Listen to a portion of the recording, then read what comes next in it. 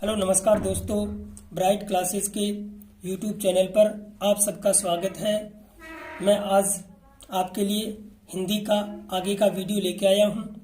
इससे पहले हमने 2 वीडियो हिंदी के डाल दिए हैं, उनको अच्छी तरह से देखें। हमने अब तक जो पढ़े थे वो स्वरों के 3 भेद पढ़ लिए थे। पहला भेद हमने उच्चारण के समय या मात्रा के आधार पर पढ़ा था, दूसरा हमने कंपन के आधार पर पढ़ा था और तीसरा जो भेद पढ़ा था वो श्वास वायु या प्राणवायु के आधार पर पढ़ा था। हम अब आगे का भेद पढ़ने जा रहे हैं। तो 4 नंबर यदि स्वरों का भेद देखें तो 4 नंबर देखें तो वो है ओष्ठों की आकृति के आधार पर। ओष्ठों की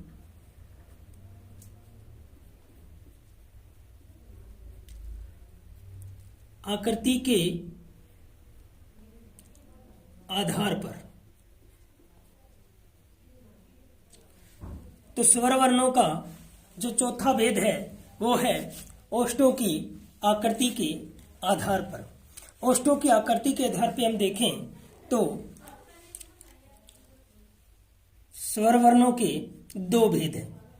ओष्ठों की आकृति के आधार पर स्वर वर्णों के 2 भेद हैं। वो है नंबर 1 अगोलाकार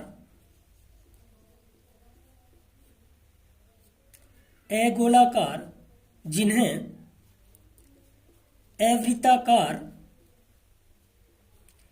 अगोलाकार या अवृत्ताकार भी कहा जाता है। तो अगोलाकार या अवृत्ताकार किन्हें कहते हैं?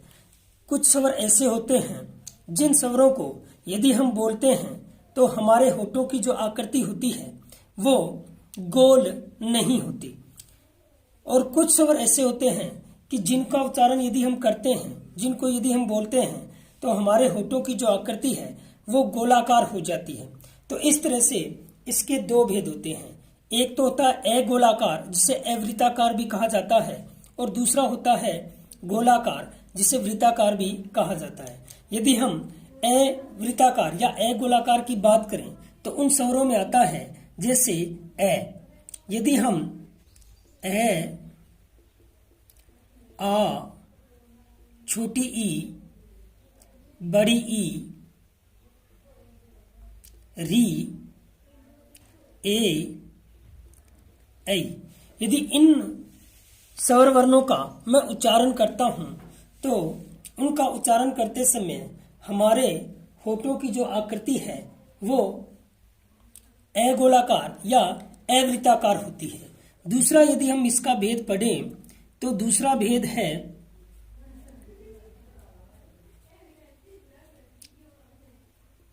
गोलाकार या जिन्हें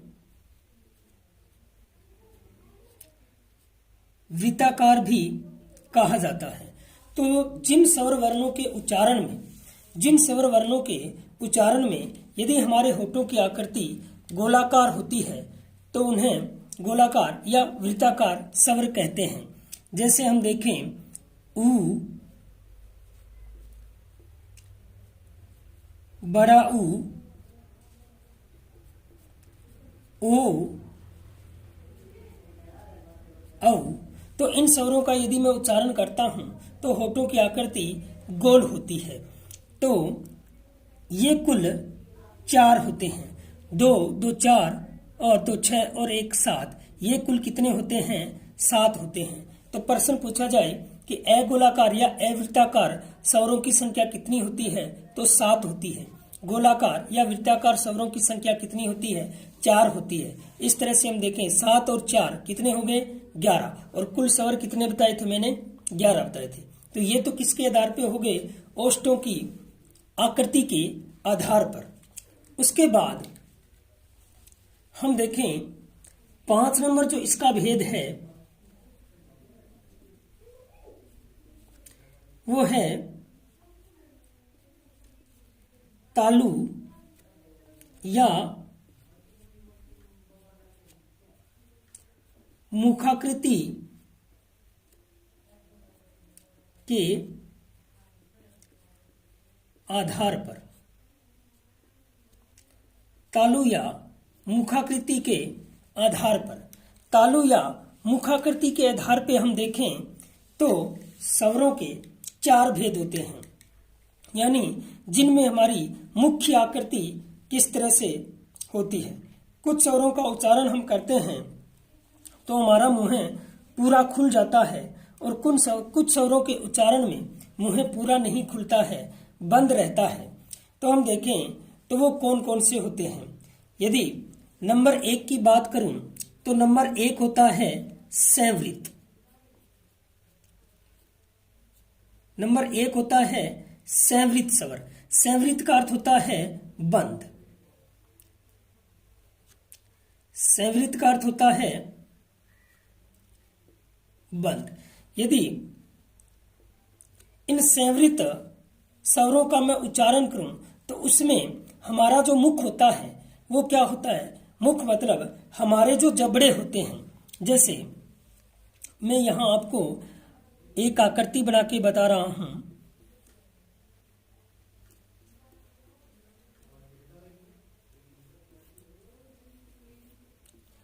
जैसे हम देखें कि हमारे जो ये जबड़े होते हैं, ये जो जबड़े होते हैं, ये जबड़े बंद रहते हैं। यदि उदाहरण के लिए मैं ई स्वर का उच्चारण करूं, यदि मैं ई बोलूं तो उस समय हमारे जो ये जबड़े हैं ये कुछ प्रक्रिया नहीं करते। जैसे कुछ स्वर ऐसे होते हैं, यदि मैं आ बोलूं तो आ में पूरा का पूरा मुंह क्या हो जाता है, खुल जाता है। आ में पूरा मुंह क्या हो जाता है, खुल जाता है। लेकिन ई में मुंह क्या रहता है, बंद रहता है। तो जिस तरह से हम संवृत स्वरों की बात करें तो ये कुल 5 होते हैं। जैसे ई, ये कुल 5 होते हैं। जैसे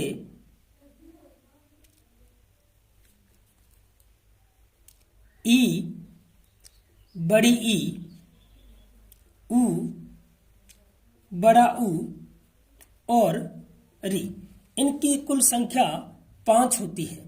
तो संवृत स्वर वो होते हैं जिनमें हमारे मुख की आकृति बंद रहती है।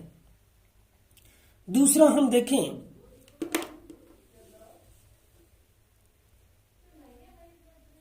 तो इनका जो दूसरा भेद होता है वो होता है विवृत स्वर। और विवृत का अर्थ होता है खुला। तो जिनमें हमारा ये जो जबड़ा होता है ये पूरा खुल जाता है, ये मुख पूरा खुल जाता है, उन्हें क्या कहते हैं, विवृत कहते हैं। और इनमें जो स्वर आता है वो केवल एक ही स्वर आता है, आ। जैसे ही हम आ का उच्चारण करते हैं तो हमारा मुंह पूरा खुल जाता है।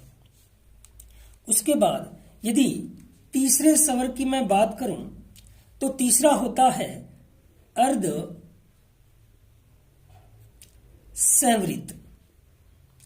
अर्ध संवृत, तो अर्ध संवृत जिसका अर्थ होता है मुंह आधा बंद।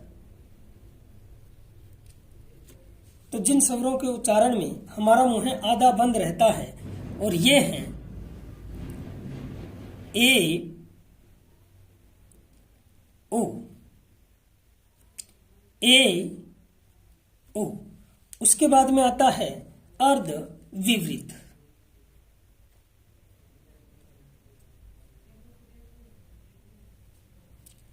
उसके बाद में 4 नंबर जो आता है वो आता है अर्ध विवृत, यानी जिसमें मुंह आधा खुला रहता है। तो जिन स्वरों के उच्चारण में अपना मुंह आधा खुला रहता है उन्हें अर्धविवृत कहते हैं। और इनमें जो हैं वो है ऐ, औ और ए। तो ये संख्या में 3 होते हैं और अर्धसंवृत संख्या में 2 होते हैं। यदि हम देखें तो 5 और 1 6, 6 और 2 7, 5 और 1 6, 6 और 2 8, 8 और 3 11। तो कुल कितने स्वर आ गए? 11। तो इन 11 स्वरों का तालु या मुखाकृति के आधार पे 4 भेद किए गए हैं: संवृत, विवृत, अर्धसंवृत और अर्धविवृत। उसके बाद में हम देखते हैं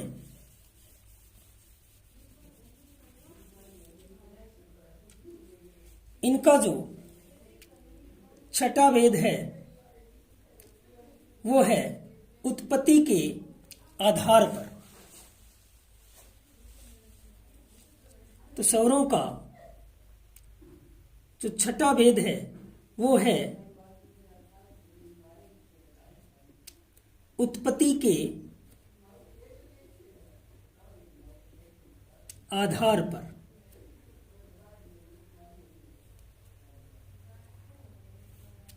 यदि उत्पत्ति के आधार पर हम देखें तो उत्पत्ति के आधार पर स्वरों के 2 भेद हैं। नंबर 1 होता है मूल स्वर। उत्पत्ति के आधार पर स्वरों के 2 भेद हैं। नंबर 1 है मूल स्वर।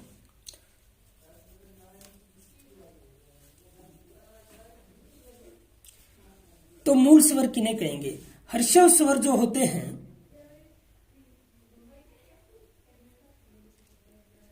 ऋषभ स्वर ही मूल स्वर कहलाते हैं। तो जो हर्षव स्वर हैं वही मूल स्वर कहलाते हैं। तो हर्षव स्वरों को ही मूल स्वर कहा जाता है और ये संख्या में 4 होते हैं। ए, छोटी ई, छोटा ऊ और री।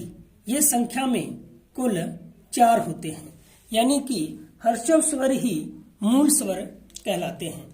उत्पत्ति के आधार पर यदि दूसरा भेद देखें तो दूसरा भेद है संधि स्वर।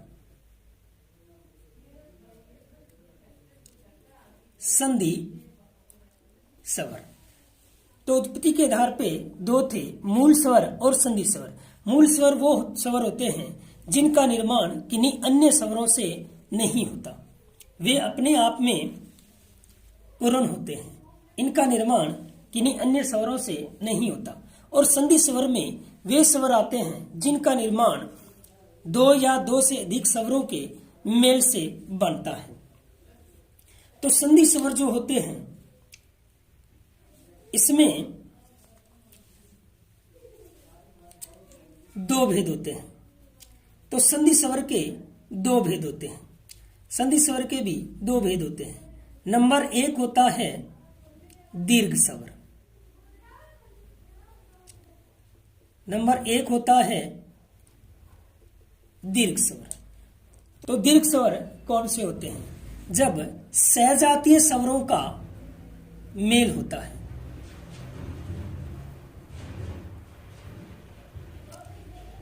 तो सहजातीय स्वरों के मेल से कौन से स्वरों का निर्माण होता है? दीर्घ स्वरों का निर्माण होता है। तो सहजातीय स्वरों के मेल से दीर्घ स्वरों का निर्माण होता है। जैसे ए और ए के मेल से आ का निर्माण होता है। आगे हम देखें तो ई और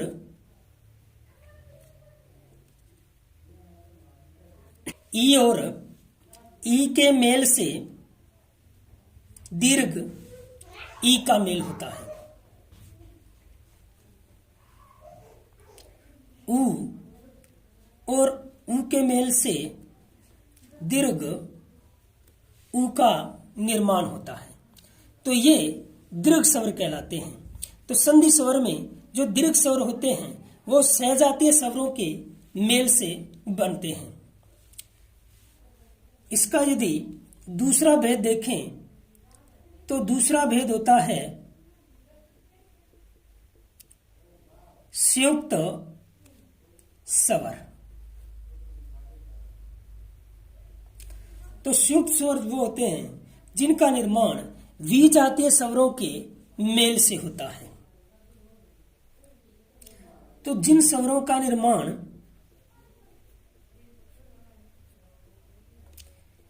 विजातीय स्वरों के मेल से होता है,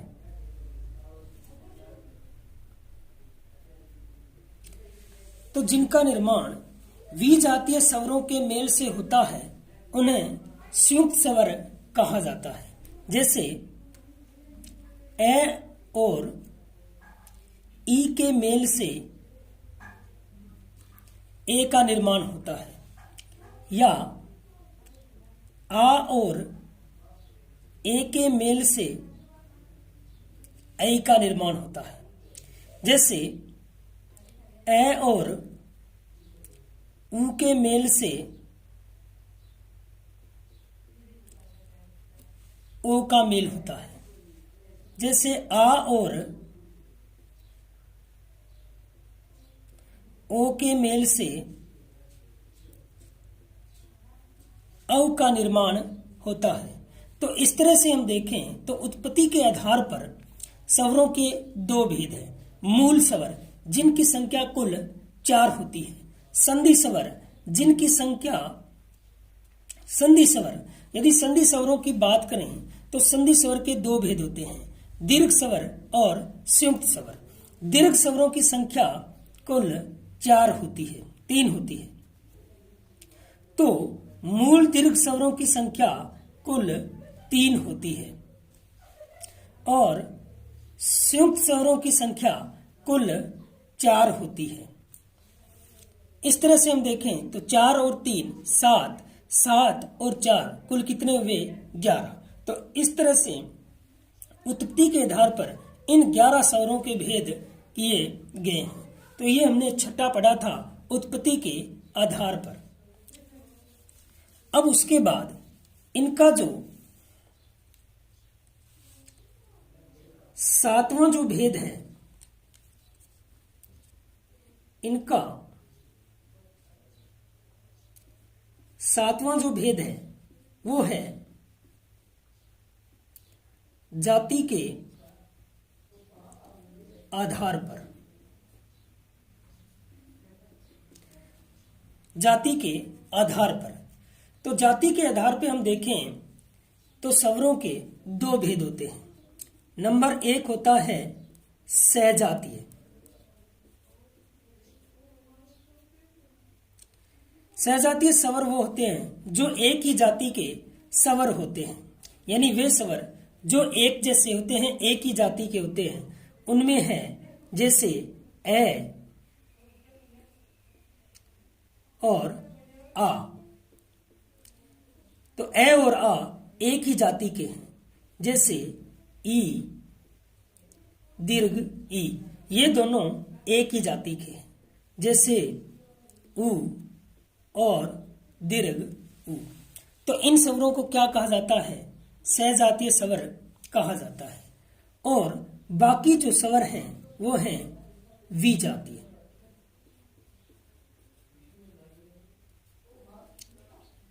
विजातीय स्वर। तो ये अपने थे सहजातीय स्वर। और विजातीय यदि स्वरों की बात करें तो जैसे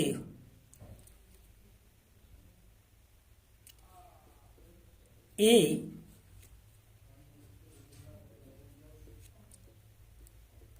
ऐ, ओ, औ,